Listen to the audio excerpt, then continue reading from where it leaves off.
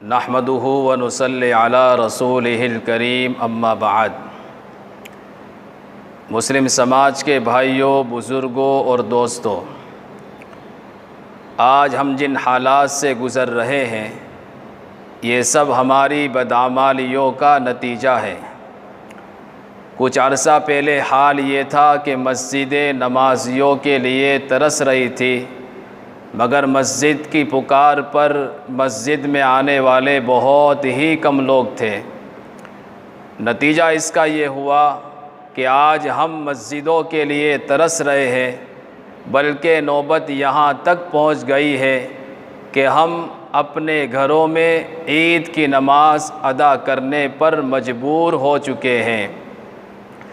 वाकई हमें अपनी कोताहियों को छोड़कर एक अल्लाह वहदहू ला शरीक लहू की तरफ मुतवज्जे होने और तौबा व इस्तिग़फ़ार करने की ज़रूरत है।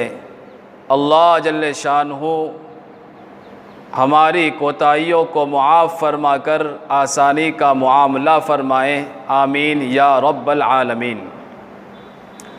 अज़ीज़ भाइयों, बुज़ुर्गों, मौजूदा हालात में ईदगाहों, मैदानों में ईद की नमाज अदा करना मुनासिब नहीं है, क्योंकि इससे कोरोना के फैलने का अंदेशा है और अपनी ज़िंदगी और सेहत की हिफाजत भी शरीयत में मतलूब है। इसलिए ऐसे हालात में जबकि आम लोग लॉकडाउन की वजह से मस्जिदों में ईद की नमाज अदा नहीं कर सकेंगे, उनको चंद बातों को ध्यान में रखना चाहिए। नंबर 1, ईद की नमाज का वक्त। ईद की नमाज का वक्त तुलुए आफ़ताब के 20 मिनट बाद से ज़वाले आफ़ताब से पहले पहले रहता है, यानी ईद के दिन 6:30 बजे से लेकर 12:15 तक ईद की नमाज का वक्त रहेगा। इस दरमियान जो जब चाहे ईद की नमाज अदा कर सकता है। नंबर 2, अगर इमाम के अलावा 3 बालिग़ मर्द हैं, यानी कुल 4 अफराद मौजूद हैं, तो इनके लिए अपने घरों में ईद की नमाज जमात के साथ पढ़ना जायज़ है। ईद की नमाज के लिए भी वही शर्तें हैं जो जुमा की नमाज के लिए हैं।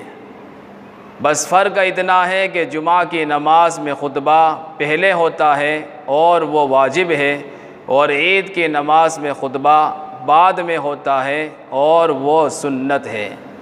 नीज़ ईद की नमाज में 6 तकबीरें ज़ाइद कही जाती है।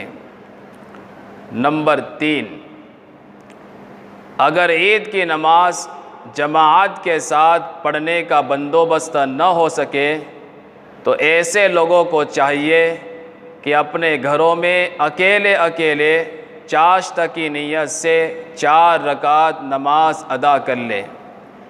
चुनांचे हज़रत अब्दुल्लाह इब्ने मसऊद रज़ियल्लाहु तआला अन्हु फरमाते हैं, जिसकी ईद की नमाज फ़ौत हो जाए वो चाश्त की 4 रकात पढ़ ले।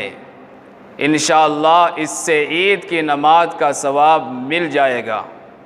चुनांचे मशहूर फ़क़ीह अल्लामा कासानी रहमतुल्लाह अलैह लिखते हैं, फ़लौ सल्ला मिस्ल सलाति ज़ुहा लयनालस सवाब, कि जिसने चाश्त की नमाज की तरह ईद की नमाज पढ़ ली तो उसे ईद की नमाज का सवाब मिल जाएगा। नंबर 4, हमें ईद की नमाज अपने घरों में वैसे ही पढ़ना है जैसे हम मस्जिदों में अदा करते हैं। नंबर 5, अगर किसी शख्स के लिए उज़्र और मजबूरी की वजह से ईद की नमाज पढ़ने का मौका न हो तो उनसे ईद की नमाज मुआफ़ है, उन्हें परेशान होने की कोई ज़रूरत नहीं है।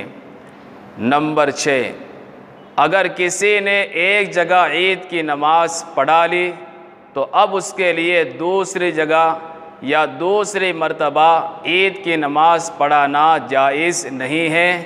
यानी एक आदमी के लिए 2 मरतबा ईद की नमाज में इमाम बनना सही नहीं है। नंबर 7, ईद की नमाज से पहले अब मस्जिदों में और घरों में इशराक पढ़ना मकरूह है।